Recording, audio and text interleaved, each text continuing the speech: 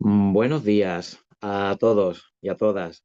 Eh, bueno, antes de nada quiero agradecer a María José y a toda la organización del 40 Congreso Ibérico esta oportunidad y esto que, en fin, que es maravilloso porque se trata de 40 ediciones, 40, son más de 40 años, ¿verdad? Con el paréntesis de la pandemia, que son muchas, muchas ediciones, muchos años, y el ibérico ya forma parte de, digamos, de la historia reciente de la astrología en lengua española. Así que para mí un privilegio, un honor, muchas gracias poder estar aquí, tener esta oportunidad de poder hablar de algo que, bueno, que para mí es importante, que es el atacir en el sentido de lo que eran las direcciones primarias, ¿no? De lo que eran y de lo que son, ¿vale? Pero que no se llamaba así, ¿eh?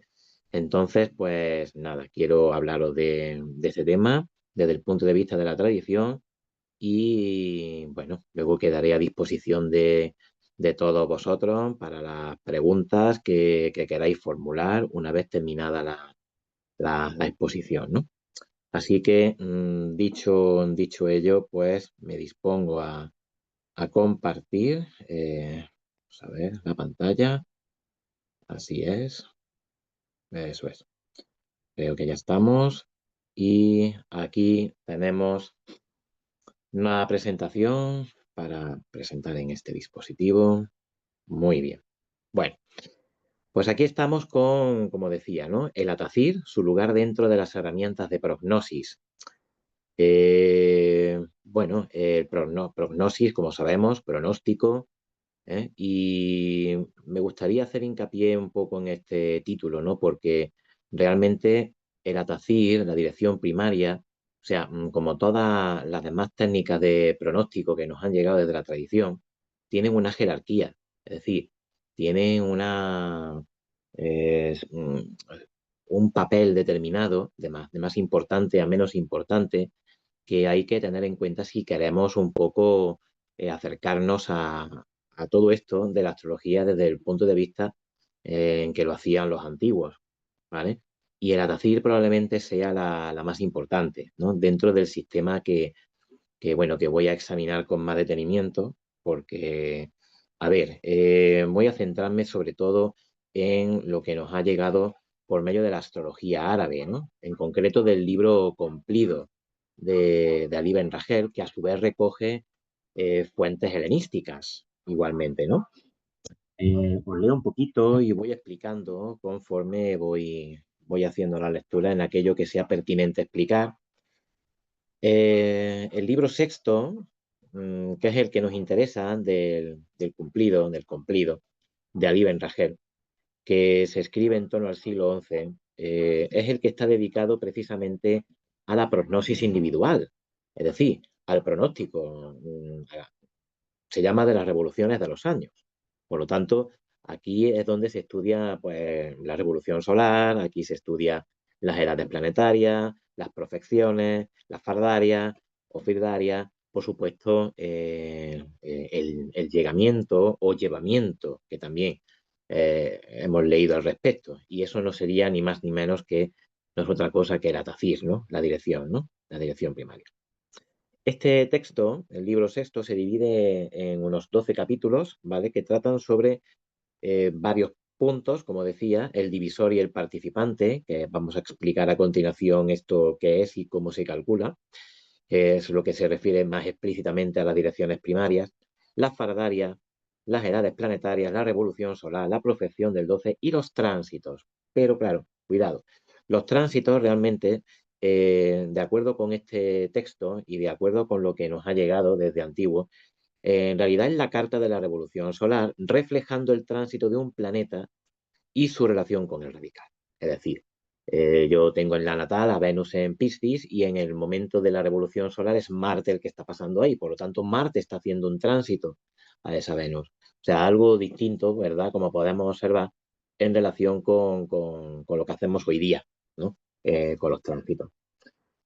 Es decir, que el tránsito no es exactamente lo que vemos hoy y además está al final, digamos, ¿no? de la jerarquía. Como vamos a ver a continuación, luego explicaremos esa jerarquía, ¿no? Aunque puedo adelantar algo. O sea, las direcciones primarias constituyen el principal elemento porque la astrología antigua, a la hora de hacer pronóstico y predicción, la helenística y luego más tarde la árabe, que recoge el saber de los griegos, la clave está en determinar cuál es el cronocrator. O sea, cronocrator es una palabra que significa gobernador del tiempo, ¿vale? Entonces, la cuestión es encontrar al cronocrator o cronocratores, porque hay más de uno, que establecen un poco la pauta y la dirección por la que se va a atravesar durante un periodo determinado de vida, ¿vale? O sea, no es como hoy día. Hoy día se tiende a mirar el tránsito, vemos la revolución solar, vemos... Pero la noción de cronocrator es importante que nos quede, ¿vale? Que nos quede clara. O sea, el planeta que gobierna una etapa determinada del nativo, ¿vale? Y esto se calculaba, como digo, de varias maneras, ¿no? Pues la más importante era Atacir. Bien, de acuerdo con lo que se puede leer del libro, el Atacir, como aquí lo vuelvo a poner, que yo esto lo voy a hacer mucho porque empiezo a hablar antes de lo que viene a continuación.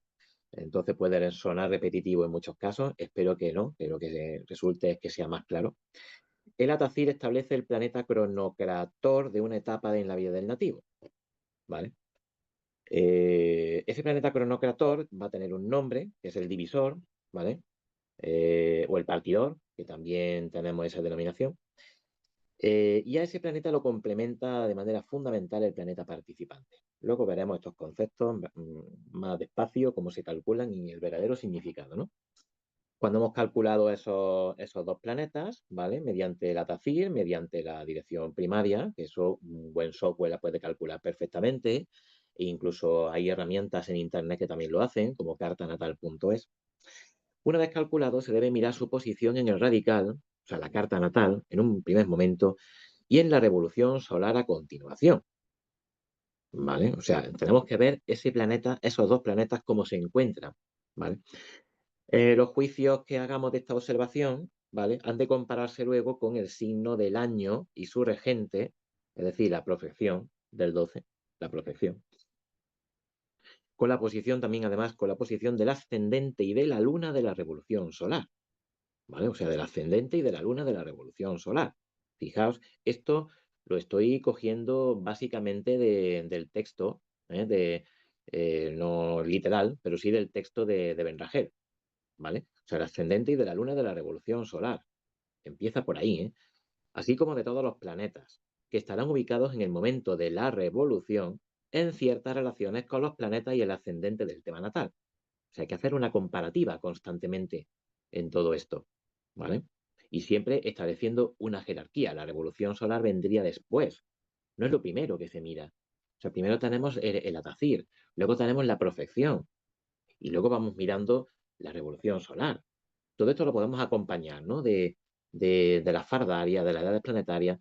No me voy a centrar en eso, en esta exposición, porque tampoco vamos a tener mucho tiempo. Yo remito a que, a que leáis, a que trabajéis el libro sexto del cumplido, porque, en fin, más de alguna colega ilustre me ha dicho que ella empezó a ser astróloga realmente cuando trabajó y estudió el cumplido, ¿no? O sea, algo tiene que haber en todo esto, ¿no? De importancia. Bien, este es, como ya podéis suponer, este es el sistema que nos ha legado la tradición árabe, que a su vez, como decía al principio, es heredera de la tradición helenística. La compilación, perdón, que hizo Ben Rajel en todos sus libros, que son 8, ¿vale? O sea, este texto, el cumplido se compone de 8 tomos, digamos, dedicado a las revoluciones de los años, el pronóstico individual es el sexto, ¿vale? Se puede acceder al libro mediante la editorial Índigo o Gracentro. Índigo también es verdad que ya está bastante descatalogado y es muy difícil conseguir algún ejemplar a un precio razonable. Es lo que hay. En toda esta compilación nos remonta hasta autores como Hermes Trismegisto, Betius Valens, Ptolomeo. Y en esto del pronóstico individual, ¿vale? Que es lo que nos atañe, sobre todo Doroteo de Sidón, ¿vale? Como vemos ahí, siglo I después de Cristo. Bien. Bueno, antes de continuar, porque además creo que es una cosa interesante, bonito, bueno, sabemos en qué momento se empieza la traducción del cumplido, porque el cumplido se realiza en torno al siglo, como he dicho antes, el siglo XI, ¿vale? Sin embargo, se traduce por Alfonso X el Sabio al castellano, ¿vale? En 1254 y además tenemos fecha exacta, se consignó la fecha, ¿vale? Siguiendo además las mismas reglas que establece el cumplido. O sea, en los capítulos dedicados a la astrología eleccional, ¿vale? Incluso los de astrología horaria, hay algunos que se centran en determinar si la ciencia es verdadera o no. Es decir, si la ciencia del nativo, si alguien nos pregunta si la ciencia de tal persona es auténtica o no es auténtica, o es provechosa o no lo es, ¿vale?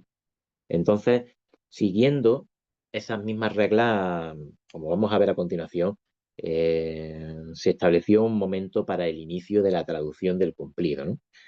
Entonces, haciendo una traslación, ¿no?, de las personas al libro, ¿no? Entonces veríamos que, bueno, ahí está la carta, 12 de marzo de 1254, por la hora, en Toledo. El ascendente representa el libro, claro, porque es el personaje de esta carta, es decir, no es el nativo, en este caso el nativo es el libro, por decirlo de alguna manera, ¿no? Y la casa 9 representaría sus conocimientos, ¿vale? El contenido en este caso, es el contenido del libro. O sea, la casa 9 se referiría en una carta de una persona que hace la pregunta a los conocimientos, ¿vale? Porque es por los que estamos preguntando, si son verdaderos o no. La luna, en este caso, siempre, pues, en este tipo de cartas, en esta técnica, siempre va a ser crucial, ¿no? Y vemos, por ejemplo, ahí, como veis, la luna, que está en la casa 9, casi en la cúspide de la 9, ¿vale? En Sagitario, también un signo que tiene mucho que ver, ¿no? Con la sabiduría, ¿no? Con el conocimiento superior, la casa novena, igualmente, ¿verdad? Y fijaos que lo que está haciendo la luna es que está llevando la luz de Júpiter, viene de formar una oposición, como podemos observar, ¿vale? Una oposición, y está llevando la luz a Marte, que es el regente que está en Leo, como veis ahí abajo, en la casa quinta, o en la casa de creatividad, por otra parte, pero bueno, esto así tal cual no se contemplaba entonces. Lleva la luz a Marte, que es el regente del ascendente, ¿eh? La luna está en trígono al ascendente también, ¿eh? Y además, desde Marte va a llevar también la luz a Mercurio. Y Mercurio está en la primera casa, muy cerca del ascendente, y rige la casa tercera, como podemos observar, y además la casa sexta. La tercera es la escritura y la 6 que se refiere al trabajo, ¿no? La laboriosidad, ¿no?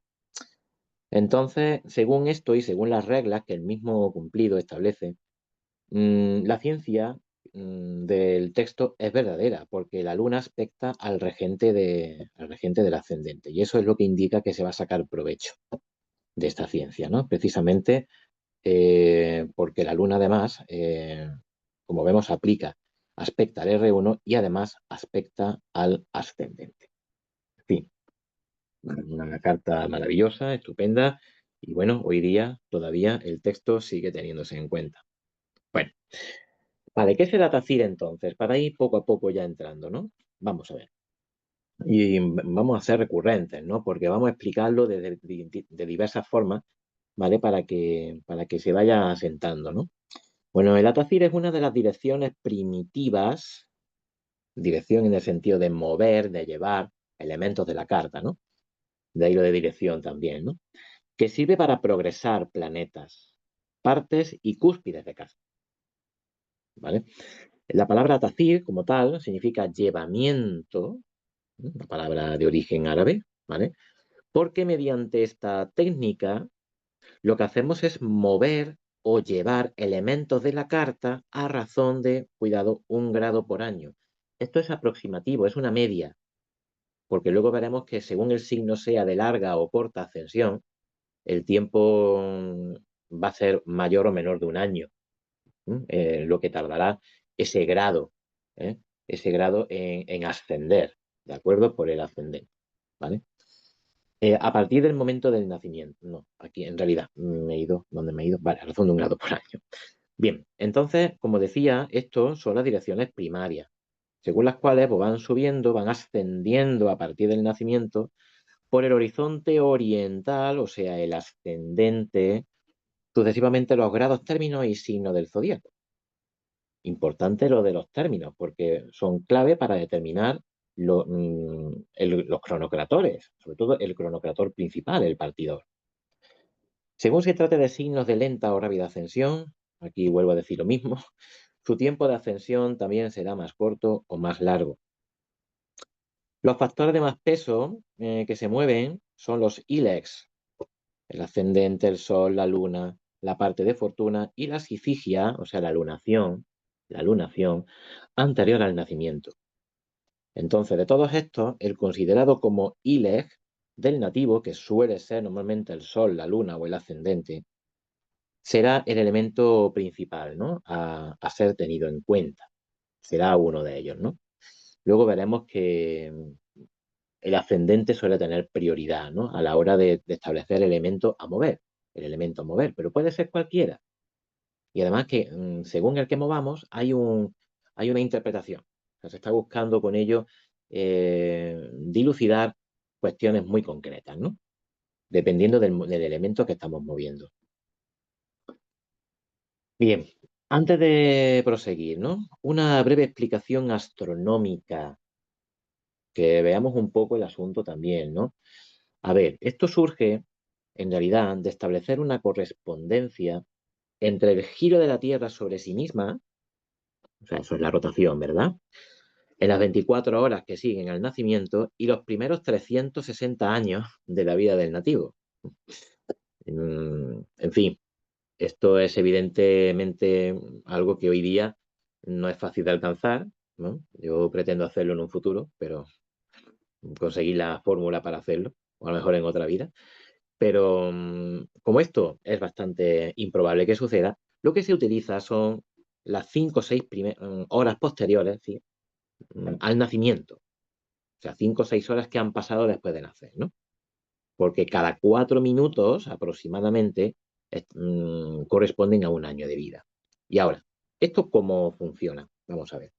En todo esto lo que cuenta es el movimiento aparente de los planetas con respecto al horizonte, el meridiano o el ecuador, según el proceso y el punto de vista que queramos adoptar. Vamos a suponer que partimos del horizonte, ¿vale? Entonces, si habiendo observado el cielo durante un nacimiento, una persona que nace en ese momento, ¿vale? Y observamos el cielo en dirección al este, al horizonte, al ascendente, lo que sería el ascendente, ¿verdad? Observando esa parte del cielo, ¿vale? Y mantenemos la vista fija en esa dirección el tiempo suficiente, esperando ahí pacientemente, vamos a ver que las estrellas y los planetas van a empezar a desfilar por delante, ¿vale? Empiezan a ir saliendo por ahí, ¿vale? En algún momento puede verse pasar un planeta por la posición donde estaba otro en el momento del nacimiento. Sabemos subir un planeta, ¿vale?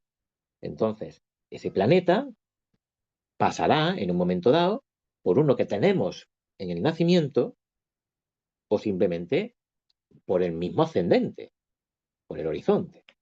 Entonces, el tiempo transcurrido desde el nacimiento hasta ese momento, que son unas horas, traducido a años, representaría una dirección primaria mayor, que sería la conjunción, por ejemplo, ¿no? Entonces, si tenemos el ascendente en Tauro, qué sé yo, y tenemos a Saturno en el signo siguiente, pues eso va a requerir un tiempo hasta que empiece a salir por el ascendente. Y en ese momento es como si el ascendente se hubiera puesto en conjunción con ese planeta Saturno, por ejemplo. ¿Vale? Luego, a la hora dependiendo del software, evidentemente, se va a representar de una manera o de otra. Vamos a ver que por ejemplo, según cartanatal.es, que es una herramienta que utilizo bastante para este tipo de cuestiones, el ascendente, vemos que la carta de la dirección primaria, el ascendente dirigido se desplaza hacia abajo, pero en realidad todo lo que está haciendo es subir por el este. No sé si se entiende. Ya me hacéis alguna pregunta a continuación. Bien. Vale, esto de la Tafí, como digo, tiene su historia, ya hemos hablado de los helenísticos, ¿vale? De la astrología helenística, como Doroteo, Ptolomeo. Pero es que incluso en el cumplido, no solamente el libro sexto, ¿vale? Incluso el libro cuarto, que es el que trata de las natividades, se explica ahí de la mente lo que es el atacir, haciendo hincapié en el cálculo de la duración de la vida, ¿vale? O sea, ahí el atacir aparece también mencionado como una manera de establecer cuánto vivirá el nativo. Y por supuesto, lo que decíamos antes, el libro sexto, que es el dedicado al pronóstico individual, se analiza junto con otras técnicas para determinar cómo le irá el nativo durante el tiempo que esté describiendo el atacir, ¿no? Bien. Siguiendo a Bumasar, astrólogo persa del siglo IX, Ben Raher parece que da más importancia a la dirección del ascendente. Todo lo que anticipaba antes. El ascendente es el elemento más importante a la hora de establecer un movimiento, un llevamiento con fines de pronóstico, ¿vale? Y más adelante, Abraham Zacuto, astrólogo del siglo XV y comienzo del XVI, nos hablará de nuevo de todo esto en una obra suya que es el Tratado Breve de las Influencias Celestes. Y ahí sigue plenamente todo lo que ha dicho Ben Raher en el libro sexto. Simplemente cambia la denominación, a lo mejor usa partidor en lugar de divisor, pero poco importa. Poco importa porque al final son términos sinónimos para referirnos al mismo punto. Para todos estos autores, el atacir es un factor básico en el pronóstico, es fundamental. Digamos que es el que establece todo. A partir de ahí se hace el análisis. ¿Cómo funciona realmente? Bien, ya hemos visto que todo esto se trata de hacer una correspondencia entre la rotación de la Tierra y su correspondencia con de las 24 horas que tarda con los 360 años que puede vivir la persona, los 360 grados de la eclíptica realmente, ¿no? Bien, en virtud de la rotación diurna de la Tierra a partir del nacimiento, como hemos visto anteriormente, van ascendiendo por el horizonte todo, los grados, términos y signos del zodiaco. Y según se trate de signo de ascensión oblicua o rápida en el hemisferio norte de Capricornio a Géminis, o recta o lenta de Cáncer a, a Sagitario, todo esto en el hemisferio norte, y dependiendo de la latitud en la que nos encontremos, su tiempo de ascensión será más corto o más largo respectivamente. Por eso decía que lo del año, un año, un grado, es una media, ¿vale? Pero realmente va a depender de qué signo está en el ascendente y del signo por el que va pasando el ascendente, o el signo que va subiendo por el ascendente, que es realmente lo que sucede, ¿no?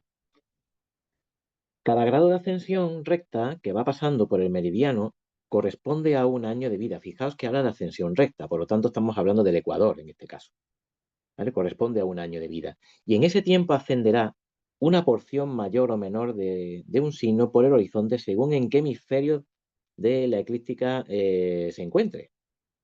Como decía, de la eclíptica o más bien de la Tierra, ¿no? O sea, el norte o el sur. De este modo, conforme pasa el tiempo, el ascendente irá progresando de un término a otro, ¿vale? Que es la clave a considerar, el término. Ya sabemos lo que son los términos. Los términos son divisiones de los signos en 5 partes desiguales, ¿vale? Desiguales, que, bueno, Rafa Hilbrand ha explicado muy bien un poco la mecánica que puede haber detrás, porque todavía hay dudas acerca de esa distribución. Y esa división está gobernada por todos los planetas, salvo el Sol y la Luna, ¿vale? Entonces, cada parte, digamos, del signo tiene un planeta que gobierna una parte determinada, ¿vale? De ese, de ese signo, y los últimos términos habitualmente estarán referidos a los maléficos, Marte y Saturno, ¿vale? Bien. Cada término está regido por un planeta, como digo, y ese planeta será el partidor o divisor, ¿vale? Que es como lo llama Zacuto. O sea, cuando el ascendente pasa por un punto por un grado determinado, ¿vale? Del signo, y durante una franja que puede oscilar entre 4 grados, 6 grados, por eso son desiguales, algunos pueden llegar a 8, es decir, los términos tienen una extensión variable, ¿vale? Entonces, el planeta que rige el término por el que va el ascendente recibe ese nombre y marca la pauta básica para el nativo en un periodo de vida. ¿De acuerdo? O sea, esa es la función que tiene el divisor o el partidor. Marca la pauta básica. Digamos que es como un escenario en el que se van a mover los hechos. Y además ese partidor yo tengo que ver en qué casa la tengo, en qué casa lo tengo, en natal, qué casa rige, qué aspectos, porque la calidad de ese partidor, de ese divisor, va a establecer también la calidad de los sucesos que me pueden ocurrir. No es lo mismo tener a un Saturno retrógrado y en exilio como regente del término, por el que va, o sea, que sea el divisor, que un Júpiter en domicilio en la casa 5, por ejemplo. ¿Vale? El planeta con el que se encuentre el ascendente, bien por conjunción o bien por aspecto, que eso, cuando digo se encuentre el ascendente, es en esa dirección, ¿no? O sea, esa carta, luego vamos a ver el ejemplo, ¿no? El planeta con el que se encuentra, ¿vale? El ascendente en ese movimiento de dirección primaria, bien por conjunción o bien por aspecto, recibe el nombre de participante, que es muy importante, ¿eh? Y este planeta modificará la pauta básica del partidor. O sea, puede contradecir, puede ampliar, puede modificar, puede lo que está diciendo, ¿no? Además asume mucha importancia también, ¿no? Estos planetas han de ser considerados según su situación en la carta natal, también en la revolución solar. O sea, esos planetas luego los vemos en revolución, en la revolución del año. Cada año tendrá una situación diferente, ese partidor. Y ese participante puede estar gobernando durante mucho, mucho tiempo, dependiendo de cuánto va a tardar el ascendente en formar conjunción o aspecto con otro planeta. Entonces vemos su situación en la natal y en la revolución solar, a lo que habrá que añadir juicios extraídos de otras técnicas de pronóstico, profección, tránsito, como ya hemos ido adelantando antes, que apoyarán o no lo que dictaminen partidor y participante. A lo mejor tengo un partidor excelente, pero a lo mejor en la profección, el señor del año, pues resulta que no está tan bien. Eso va a contrapesar y va a contradecir un poco, de alguna manera. El Sol cumplido tiene multitud de aforismos donde se habla precisamente de este tipo de cuestiones, ¿no? O sea, un buen partidor, un buen divisor, pero luego a lo mejor el señor del año no está en muy buenas condiciones. Entonces eso puede truncar en algún momento dado lo que promete, ¿no? El planeta, ¿no? El divisor, por ejemplo, ¿no? Bien. Como decía, ¿qué factores se pueden mover? Realmente se pueden mover los que queramos. O sea, para averiguar un poco sobre qué, vamos, de hecho, en la astrología helenística se podía mirar cualquiera y además había una interpretación. O sea, para cuestiones de conflictos o de asaltos, por ejemplo, pues se miraba a Marte y se hacía un movimiento de Marte, por ejemplo, ¿no? Por poner un caso. De acuerdo con Bernagel, el ascendente es prioritario, como ya decía, ¿no? O el hile del nativo. Como digo, se puede mover cualquiera de los temas, de los elementos de la carta, ¿no? Pero son los ilex y el medio cielo los que aportan más información. El mismo Zacuto, en el tratado del que hemos hablado antes, dirige estos elementos dando además las siguientes interpretaciones. Por ejemplo, quiero saber sobre la constitución física, la salud, la enfermedad. Para ello moveremos el ascendente. Quiero saber, por ejemplo, para ver el prestigio social, la profesión, la madre, los cargos que se puede ocupar cada año. Miro el medio cielo, claro. Y en su planeta regente, que también me va a dar pistas según cómo se encuentre en cada revolución solar, ¿vale? El tiempo en el que se encuentre el medio cielo dirigido. O sea, el medio cielo irá ocupando sectores determinados, ¿vale? Los términos, y ese planeta regente será como el divisor correspondiente al medio cielo. O sea, se hace lo mismo que con el ascendente, ¿vale? Igual. Y con la luna. Si yo quiero saber el estado del cuerpo con su ánima, que es lo que dice el autor, y sus condiciones emocionales, incluso la madre, también, movemos la luna y movemos la luna, que estará en el divisor, que estará en el término, y ese término tendrá un divisor, ¿vale? Un regente. Entonces, analizamos sus características, cómo está en revolución, en natal, para ver cómo le va a ir a la madre, cómo va a ir a mi cuerpo, mis condiciones emocionales, etc. El parte de fortuna también se puede mover para conocer el aumento de la riqueza y el de los dispendios, la disminución de los derroches, las alegrías económicas y para saber el buen nombre cada año. Y el sol para saber cómo le irá el nativo con los reyes, con los señores y con su padre, y a veces también tiene influencia en cuestiones relacionadas con la salud. O sea que realmente se puede mover cualquiera de estos elementos. Hoy día, cuando se habla de las direcciones primarias, ¿vale? Además de todo lo que decimos, también hablan un poquito del estado interno del sujeto, es decir, en qué situación se encuentra, si está más fuerte, si está más débil, lo cual es muy importante porque según en qué momento evolutivo se encuentra la persona, que eso lo marca la dirección, ¿vale? Podrá encarar mejor o peor lo indicado por las revoluciones solares o los tránsitos que se vivan en ese momento. Claro, entonces si tengo una dirección favorable en la carta, tengo a un Júpiter sobre Venus o sobre el Sol, por ejemplo, sobre el ascendente, pues eso puede ser muy interesante desde el punto de vista de la salud, para contrarrestar situaciones más peliagudas en la revolución solar, por poner un caso, ¿no? Y por poner un ejemplo, ¿no? Bien, ahora, ¿por qué uno de los lemas, ¿no? De este 40 Congreso Ibérico, ¿no? Es ver un poco también, además del rigor, es la actualidad de lo que se habla, ¿no? De lo que estamos trabajando, de lo que os estamos ofreciendo, ¿no? A todos, ¿no? ¿Por qué tener en cuenta la Tafí en la actualidad, ¿no?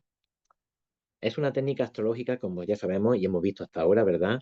Ya sabemos un poquito más de ella, que hunde sus raíces por lo menos en el siglo primero de nuestra era. Pero esto no significa que no podamos eh, incorporarlo a nuestro quehacer actual, ¿no? A ver, la tradición, por supuesto, nos ha legado muchísima sabiduría astral, que además esa sabiduría viene refrendada por mucho, mucho tiempo de observaciones, de comprobaciones, de análisis, etcétera. Ahora bien, no todo lo que han dicho tiene por qué ser la Biblia, no todo lo que han dicho tiene que ser la verdad suprema. O sea, lo que tenemos que hacer nosotros es seleccionar y ver lo que funciona y lo que no, con la experiencia, con la lectura detenida y profunda de los textos. Y esto es una tarea que tenemos que hacer, ¿no? Pero al mismo tiempo, traer el conocimiento de los astros y su influencia en el mundo a nuestra época nos seguirá ayudando a la comprensión del mundo en el que vivimos y además, al utilizar unas técnicas que han sido contrastadas y verificadas durante tanto tiempo, contribuirá a dotar de mayor rigor de análisis y de trabajo a lo que hacemos cada día. Es por ello necesario y fundamental, vital, recuperar a los antiguos, a los clásicos, y ahora vamos a ver un ejemplo que yo creo que nos va ya a poner un poco en situación y además, como se visualiza, pues también veremos que será más fácil establecer un poco, ponerle una manera, una forma, ¿no? Un gráfico a todo esto que hemos ido diciendo, ¿no? Hasta este momento. Y he elegido el caso de Félix Rodríguez de la Fuente, ¿no? Para quien no lo conozca, quien nos esté escuchando, que no sepa quién es, bueno, es un personaje muy importante en la historia de la televisión y de las ciencias naturales en este país. Fue el creador de una serie de documentales donde analizaba la naturaleza, los animales, de una manera pues muy hermosa y bueno, tuvo un final trágico terrible, ¿no? Tuvo un accidente de aviación y precisamente eso es lo que vamos a analizar un poco mediante todo esto que hemos ido diciendo hasta ahora, ¿no? Bueno, aquí tenemos su carta natal, que tiene una fiabilidad AA, por lo tanto parte del certificado de nacimiento. Y aquí vemos un poco su gráfico y aquí a la izquierda he puesto algunas notitas para ir viendo un poco, para ir conociendo un poco más al personaje y ver en la carta un poco también todo esto, ¿no? O sea, a ver, Félix fue licenciado en estomatología, y además un naturalista que se formó a sí mismo, pero él estudió medicina, ¿vale? Fue campeón además universitario de los 400 metros lisos. Es curioso y además ver, por ejemplo, si os dais cuenta, Marte que está en la misma cúspide de la casa 8, ¿vale? Fijaos ese Marte cómo está aspectado de manera partil mediante un sextil con Júpiter. Yo creo que esto de Marte son los músculos, Júpiter engrandece, esto da una aptitud muy interesante para el deporte, por ejemplo, ¿no? Además, Júpiter ahí arriba, ¿no? O sea, un planeta muy, muy elevado, ¿no? Por poner un caso, ¿no? El tema de la ciencia, bueno, Mercurio está en un signo regido por Saturno, como vemos ahí, en Acuario, y además tiene incluso vinculaciones también con Venus y la Luna, que son planetas húmedos, ¿de acuerdo? Entonces, aunque era un naturalista, él ahí hizo gala no solamente de ciencia, sino también de un conocimiento muy profundo y emocional de todo lo que hacía.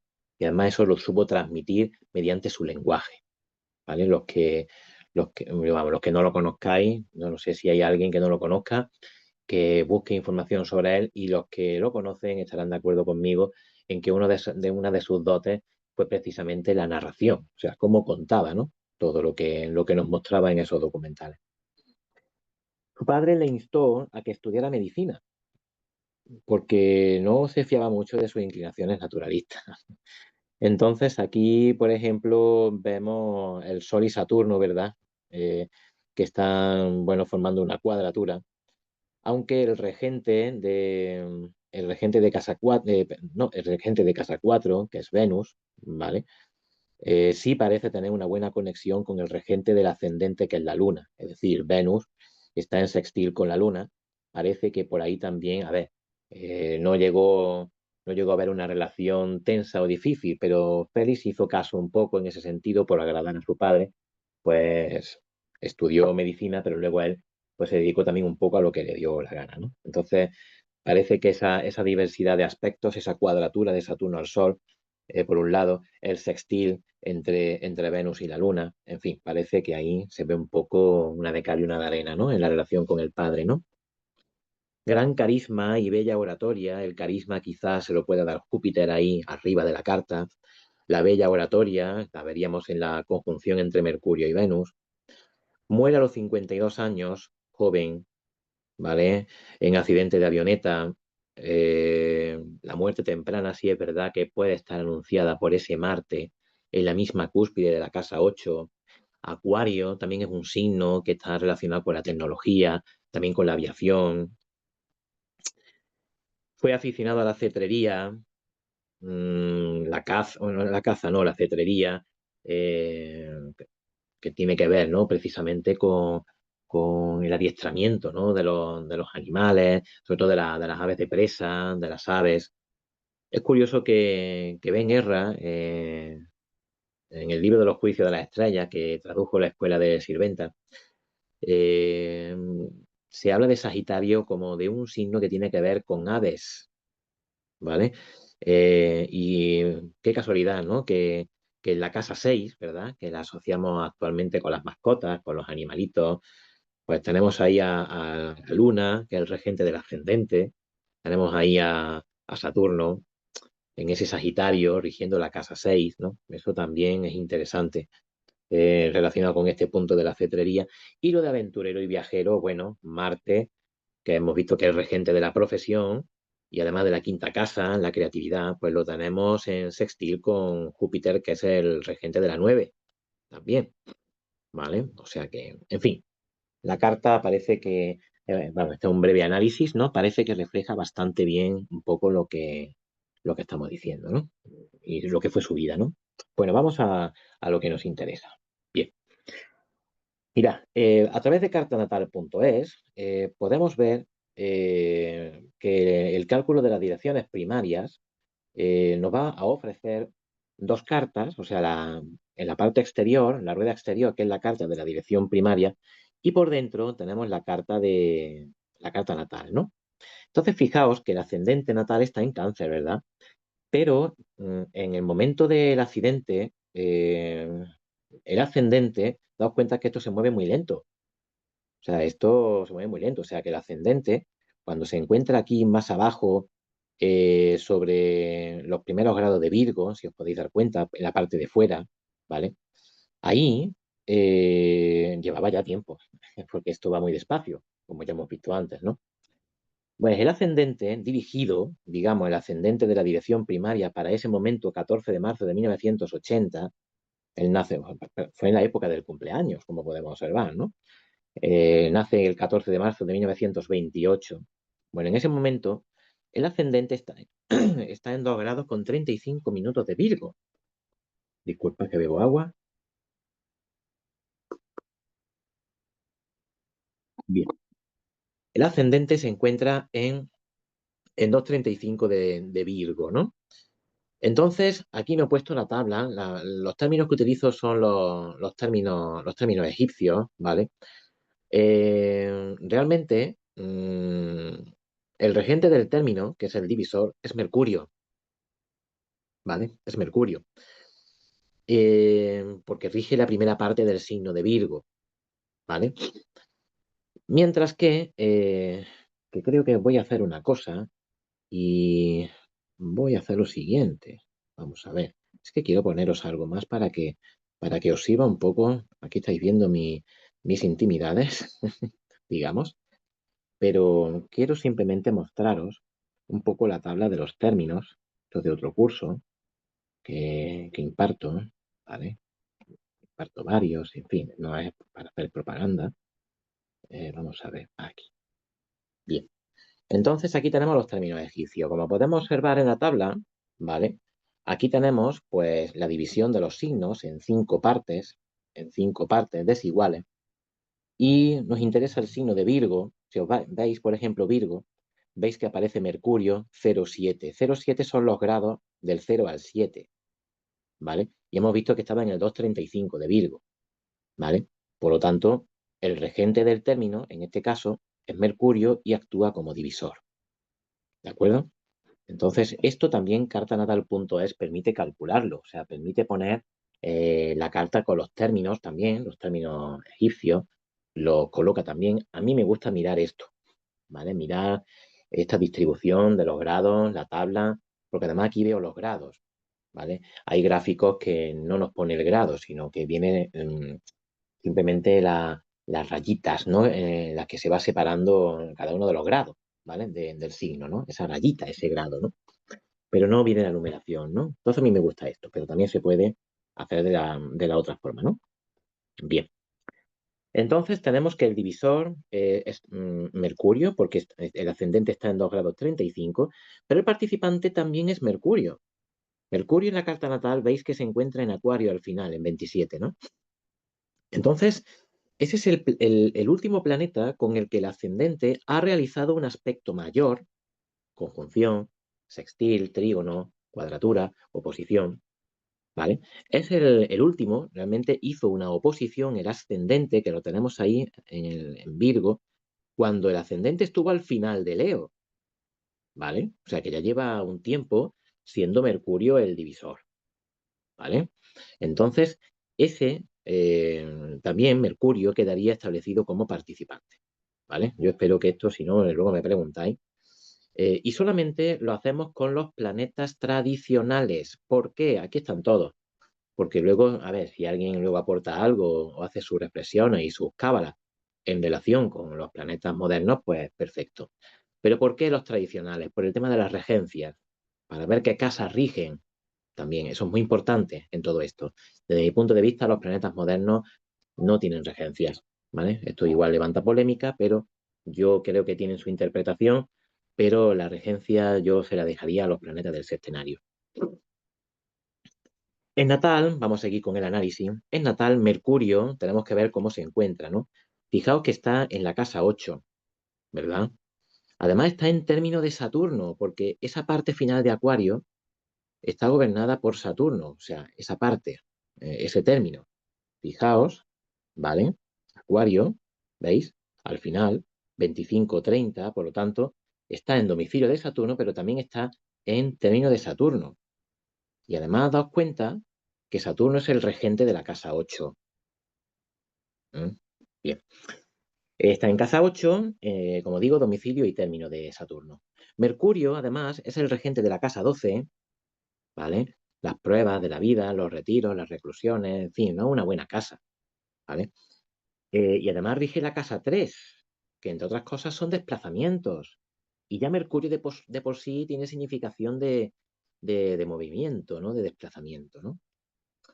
Marte, que va desde la casa 8, fijaos dónde se encuentra, en la parte de fuera, justo arriba del Sol. ¿Veis ahí? Marte está prácticamente encima, desde casa 8 está encima del Sol natal. ¿Vale? El medio cielo de la dirección, o sea, de la parte de fuera, si lo veis, está al final de Tauro, ¿verdad? Hace una cuadratura al Mercurio. O sea, el medio cielo es la profesión, es lo público, y eso le está haciendo una cuadratura. Hay una vinculación entre lo público, la fama, la profesión y el Mercurio, que está en la casa 8 y que es el divisor, y además el participante. O sea, este planeta está muy recargado de significación. Significativa las posiciones, claro, porque lo que decía, ¿no? O sea, Urano, Neptuno, Plutón, ¿por qué no tenerlos en cuenta? Pero fijaos cómo están, ¿no? O sea, Urano está también haciendo una cuadratura al Mercurio, ¿verdad? Natal, y Plutón le está haciendo una oposición. O sea que esto tiene que ser significativo. Y ahora vamos a ver la carta de la revolución solar, tránsito, etcétera, todo, para que veamos un poco que ese Plutón está por ahí, está moviéndose unos elementos muy, muy, muy poderosos, ¿no? Como vamos a ver a continuación. Bueno, la profección para el año de la revolución solar, bueno, este es el gráfico que, bueno, de AstroSeek, que ayuda muy bien a calcular, ¿no? Cuál sería el signo de la profección. Dado que cumple 52 años, si buscamos 52, ¿vale? Aquí no lo puedo marcar porque estoy con la tablet, pero voy a ver si de alguna forma, no, yo creo que no es posible. Si hago así, me vais a perdonar, un momento, y luego descarto. Muy bien. Como veis, el 52 está por aquí, que es Leo, contando con que Aries sea el signo del ascendente, ¿vale? Entonces, partiendo en la carta natal nuestra, ¿vale? ¿Veis? 52 años, es el quinto signo a partir del signo ascendente que sería Aries. En el caso de la carta de Félix, ¿vale? En el caso de la carta de Félix, como el ascendente es Cáncer, estamos hablando de Escorpio. Y Escorpio no tiene planeta, por lo tanto, tengo que mirar a Marte. Marte sería el señor del año para su cumpleaños. La profección, en ese momento, al cumplir 52, sería Marte. Y ya hemos visto Marte dónde está. ¿Vale? O sea que Marte es el señor del año, es el señor de la profección. Tenemos que Mercurio y Marte tienen mucha relevancia en todo esto.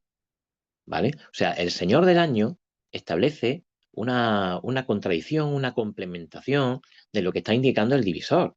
Pero es que ahora vamos a ver que están vinculados en la carta de la revolución solar, Marte y Mercurio. ¿Vale? Fijaos, la revolución solar del año del accidente. Por fuera, la revolución solar. Mirad Marte dónde está. Marte está retrógrado por la zona donde estaba Plutón en la dirección. Está retrógrado y está haciendo una oposición a Mercurio natal. O sea, el señor del año hace una oposición en este momento, en el momento de la revolución solar, que es unas horas antes. O sea, aquí la carta de tránsito no va a ser especialmente distinta. La luna es la que va a variar un poco. Y Marte está haciendo una oposición a ese Mercurio, que es el señor del año. ¿Vale? Ese Mercurio es el regente del ascendente de la revolución solar, porque está en Virgo. ¿Vale? Pero es que además, fijaos, Mercurio en la revolución solar se encuentra en caída, está retrógrado, tiene una mala situación ahí, está casi, casi ya en cuadratura con los nodos y casi, casi alineado también con el eje del ascendente y descendente de la revolución solar. Pero es que ya tenemos que ir viendo otra serie de elementos. Saturno, ¿vale? Saturno, en el momento de la revolución solar, fijaos en la casa primera de la revolución solar, abajo, ¿vale? Aquí, vamos a aprovechar que he descubierto esto, ¿vale? Fijaos, Saturno que está aquí en la revolución solar, le hace una oposición partil al Sol, ¿vale? Otra cuestión es que la casa 8, que se me ha olvidado deciros antes, está regida por Marte. Y Marte está en la casa 12 de la revolución solar. Está en la casa 12 y rige la casa 8 de la revolución solar. Y Marte en natal está aquí. ¿Eh? Por ejemplo, ¿no? Entonces, fijaos, y Saturno, no olvidemos que Saturno es el regente de la casa 8 natal y opone al Sol. O sea, tenemos que hacer toda esta combinatoria, como podemos observar, ¿no? Leo un poco porque me estoy aquí, voy comentando lo que voy viendo, pero aquí tenéis todos los guiones, un poco de lo que he ido observando, ¿vale? Fijaos que ese Saturno, regente de casa 8, que está retrógrado, que opone al Sol, pero también cuadra a la luna natal. O sea, Saturno está cuadrando a la luna de nacimiento, que es el regente del ascendente, ¿vale? La luna, R1, está en orbe de conjunción con Marte natal. O sea, la luna, ¿vale? Que está aquí, está casi encima del Marte del Marte natal, ¿vale? Mercurio, como hemos visto, donde se encuentra, ¿vale? El ascendente solar, que también está en cuadratura al Saturno, en fin, ¿vale? Que hay, aquí tenéis más puntos que son interesantes. Está ahí todo recogido. No sé si la organización os cederá esta presentación o no. Tengo que ir acabando, se acaba el tiempo. Estos son los tránsitos del día del accidente, que no varía mucho, pero bueno, los pongo porque esto vendría justo a continuación de ver la revolución solar. Y vemos algo bastante parecido, ¿verdad? Vemos ahí en Marte, pues evidentemente, lo único que interesa destacar es la Luna. La Luna, que lo que está haciendo es acercarse cada vez más por tránsito a la oposición con ese Marte en tránsito, ¿vale? O sea que aquí los tránsitos no son especialmente significativos porque son casi de la misma fecha, son pocas horas después.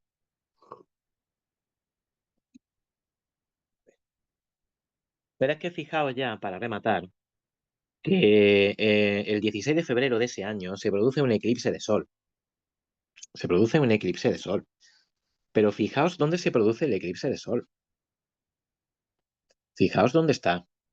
Justo donde está Mercurio, en la carta natal. ¿Os acordáis? Que estaba por ahí. Pero es que fijaos que en la carta de la Revolución Solar, Marte andaba por aquí, haciendo una oposición a ese grado del eclipse. Por lo tanto, en el momento del eclipse, encontramos que este se produce encima del divisor y poco después en la revolución solar, Marte lo tenemos que está retrógrado, lo tenemos justo enfrente haciendo una oposición al grado del eclipse con muy pocos grados de margen, atacando a ese Mercurio, un Marte que viene de la casa 8, es decir, de la casa 8 natal. Se produce el eclipse, ¿veis?, sobre Mercurio y Venus. No olvidemos Mercurio y Venus en casa 8, R3 y R3 solar, respectivamente. Es decir, Venus rige la casa 3 en la carta de la revolución solar, que es lo más significativo que hay aquí. Mercurio está alineado con los nodos natales que estaban por aquí, ¿verdad? Y por aquí. Marte está además también cuadrando a esos nodos natales en la carta del eclipse. ¿eh? Entonces, fijaos en la carta de la revolución solar, cómo Venus está rigiendo, a ver, lo voy a marcar aquí, está rigiendo la casa 3 de la revolución solar. Entonces, aquí se produce una serie de combinaciones y todo ello tenemos que pensar que partimos siempre de detectar los planetas que marcan los tiempos. O sea, los planetas que marcan los tiempos, hemos visto que son Mercurio y Marte. Y fijaos la posición, los dos planetas están en casa 8. Por lo tanto, aquí parece que esto se mueve en una dirección, eran unos momentos muy difíciles los que describía la carta. Así que voy a ver si consigo dejar de compartir. Así, eso es.